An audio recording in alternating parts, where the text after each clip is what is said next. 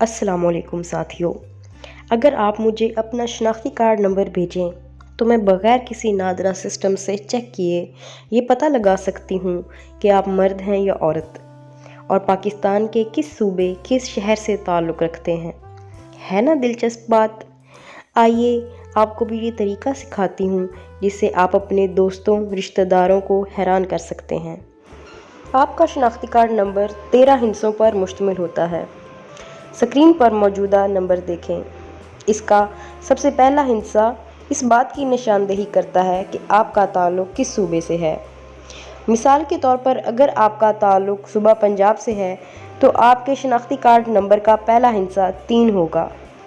अगर आप खैबर पख्तूनख्वा से हैं तो पहला हिस्सा 1 होगा।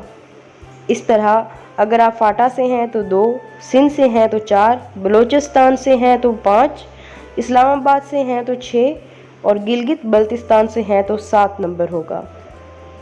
शनाख्ती कार्ड का दूसरा नंबर आपकी डिवीज़न को ज़ाहिर करता है। इस तरह तीसरा नंबर आपके ज़िले को, चौथा नंबर आपकी तहसील को और 5वां नंबर यूनियन कौंसिल को ज़ाहिर करते हैं। यहाँ पहले 5 नंबर ख़त्म हो जाते हैं। एक हाइफन या डैश के बाद 7 नंबर के हिस्से आते हैं जो कि ख़ानदान नंबर को ज़ाहिर करते हैं।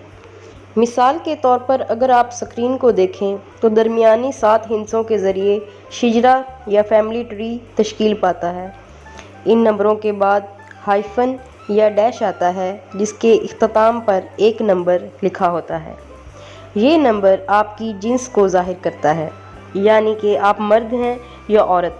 अगर आप मर्द हैं तो आपको ताक अदद मिलेगा, जैसा कि 1, 3, 5, 7 या 9 और औरतों को जुफ्त अदद मिलता है, जैसा कि 2, 4, 6, 8। अब आप जान चुके होंगे कि नादरा के खुदकार सिस्टम के तहत हम सब का शनाख्ती कार्ड नंबर कैसे वजूद में आता है। साथियों, आपको मालूम हो गया होगा कि किस कदर आसान है किसी भी शनाख्ती कार्ड नंबर को देखकर ये बतलाना कि वो किस शख्स का है और वो शख्स कहाँ का रहने वाला है।